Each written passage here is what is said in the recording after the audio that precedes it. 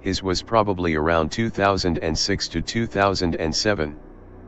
At the time, we were living in my hometown, a tiny, rural town in a Virginia valley, surrounded by the Appalachian Mountains.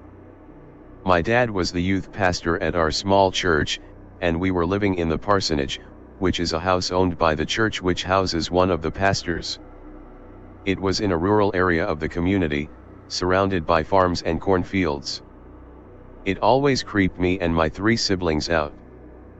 There are so many other instances I could share, which explains why all 4 of us now jokingly refer to that old house as haunted, even though not really believing in ghosts, but this one still lives in my mind. One night, my dad was up late working on a sermon sitting on the couch in the living room. My youngest sister, about 6 at the time, walked out of the room, presumably sleepwalking, wearing a white t-shirt of my dad's. She walked into mine and my sister's room that we shared, and she didn't come back out. My dad got up to get her and bring her back to bed. When he got to our room, he realized that somehow, she wasn't in our room. He looked everywhere, the kitchen, the laundry room, etc., trying to figure out where she went. Eventually, he went into her room she shared with our youngest sibling, and there she was, asleep in her bed, wearing purple pajamas. My dad has 2 masters in theology and is still a pastor to this day, and he has no solid explanation for what he witnessed. It really weirded him out. The only reason I know about the story is someone at our church told me the story one time, and I asked him about it, and he confirmed that it was true and that he never wanted to tell us because he didn't want to scare us, and he knew how scared we were in that house already. Definitely the weirdest thing we've encountered. And I hope to never hear something like it again. So, I was on my village at night and I got out of the house and started going down a hill with my brother. Seconds later my brother said, "What is a teenager called?" in our language, not English, and before I answered to him we heard a loud noise saying teenager in our language. We quickly spotted the person. It was behind us wearing dark clothes, a hat, and a crow musk. They quickly ran and we lost them. This experience was so creepy. Tell me if you had any similar experiences. Also tell me if this is something that has happened to many people. If not, then let's name this creature or whatever is it. Maybe we will make this popular. But please explain if you can. I think this is what some people would consider shadow people. I've only ever seen black figures when I'm at the park late at night. I kinda just assume it's me seeing things in the dark. Another instance I have of regularly seeing a black figure is in the back seat of my car. Since I started driving in 2020, I've always seen this black figure in the back seat, and friends have too. Along with 2 other figures, but those ones don't threaten me. Only the black figure. All the figures do in the car is sit there. A few weeks ago, I was getting water at 3 a.m. My kitchen is across from my bedroom, and as I was filling up the cup, I saw what looked like a black figure rush from my mom's room to my room. Only, it wasn't like a human. It crawled like a dog. Or like the girl from The Exorcist and how she crawled down the stairs. I also sometimes see a black figure in the corner of my room. Then most recently, I was coming out of my room and saw a black figure walking in the living room, but it quickly disappeared before I could understand what it was. Then saw my mom in the kitchen. "You weren't just over there?" I asked her, point to the living room. "No." She laughed it off and didn't ask anything further, nor did I tell her anything more. My dad and little brother have history of seeing black figures everywhere. They don't live us though. And I've never seen black figures until the first time I was 16. I was playing with an Ouija board with all my friends at my birthday party. And suddenly I see a black figure go from one side of the room and to the other, then disappearing. I look up and everyone is staring at the wall the shadow went into. Even my boyfriend at the time, who was just watching us play. He saw it too.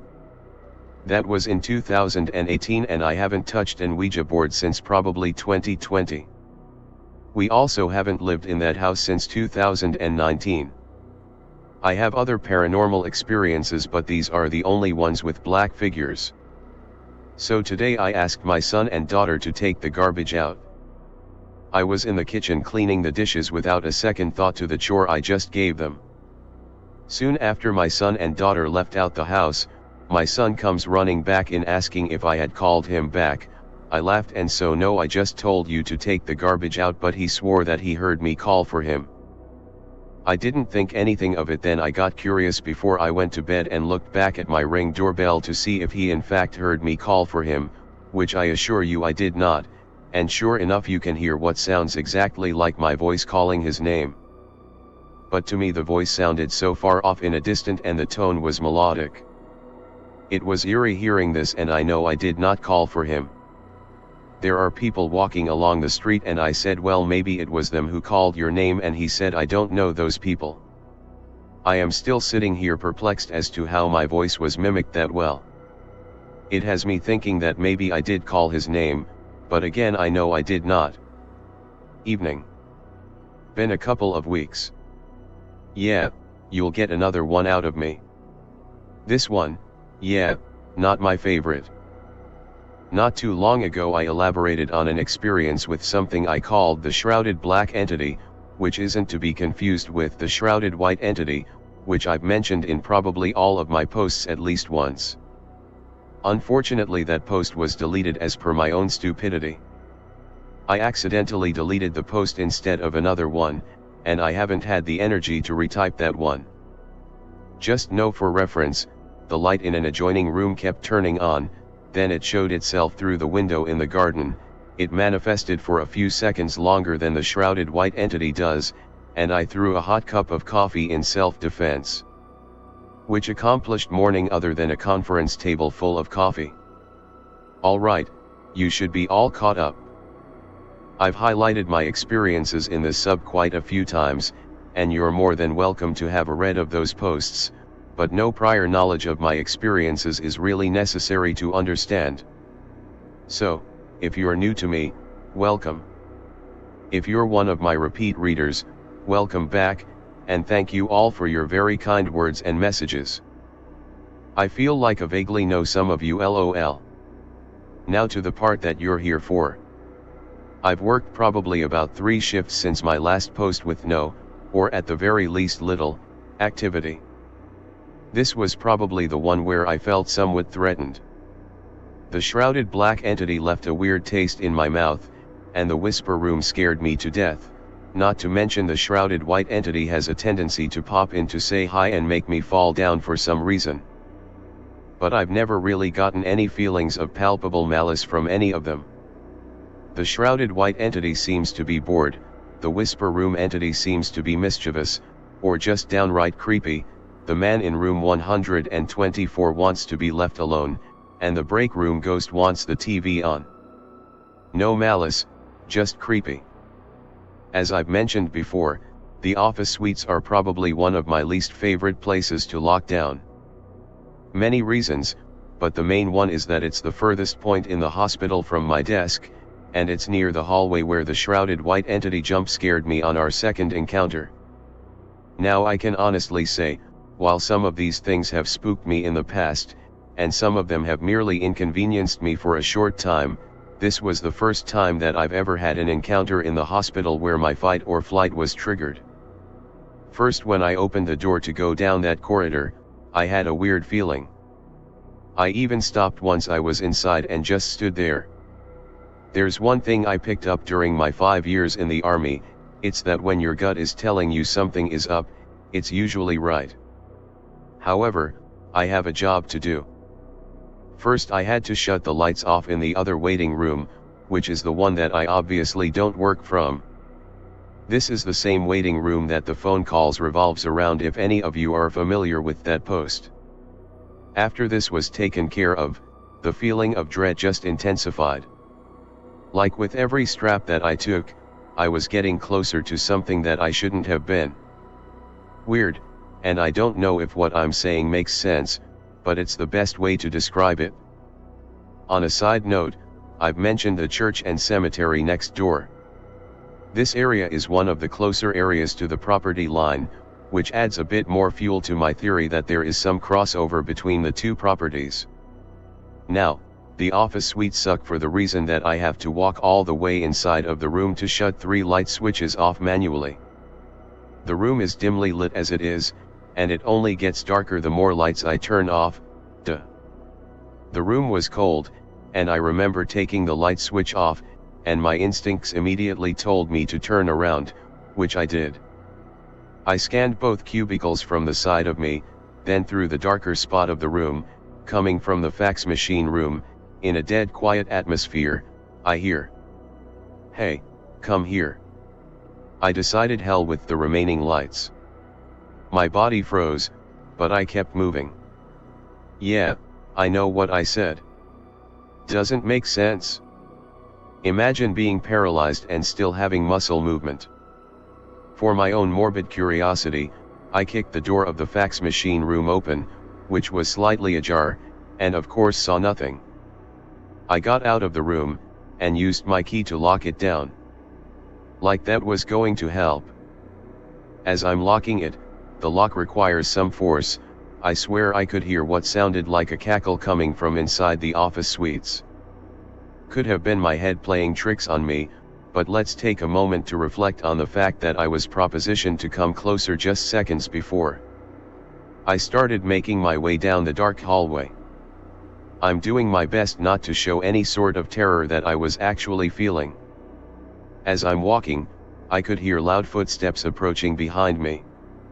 I turned around, and then they stopped.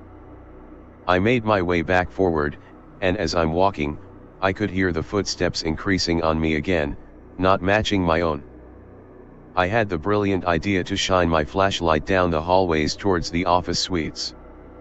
The thing didn't get active until the lights were off, and a part of my brain that still had coherent thought had the sense to turn and LED light on. Eventually I made it to the door, where I gave it a finger salute and wished it better luck next time, among other profanities. I had a peaceful walk back to my desk. This one gets me. I've been locked in a kitchen by a ghost that wanted to watch college basketball. I've been scared to the point of screaming and tripping. I've been told to shhh in a dark room, and I'm like 45% sure I've been led to the waiting room by a phantom caller. But this is a time where I felt threatened. And when I gave it that finger salute, I hadn't thought that I'd have to go unlock that same area around 4 a.m. I pulled my medal of St. Francis de Sales out of the whisper room, so hopefully that will ward off anything. If not, it's my comfort blanket, so to speak. And a heads up, I'm off tomorrow night, but I'll be locked in here all weekend. Tomorrow is Friday, folks. One more day of the week and then it's time to relax. If you're working the weekend, I hope you find time to take care of yourself. Make that call to your family, crack that beer with your buddy, call that girl whose heart you hold. Make it all count for something.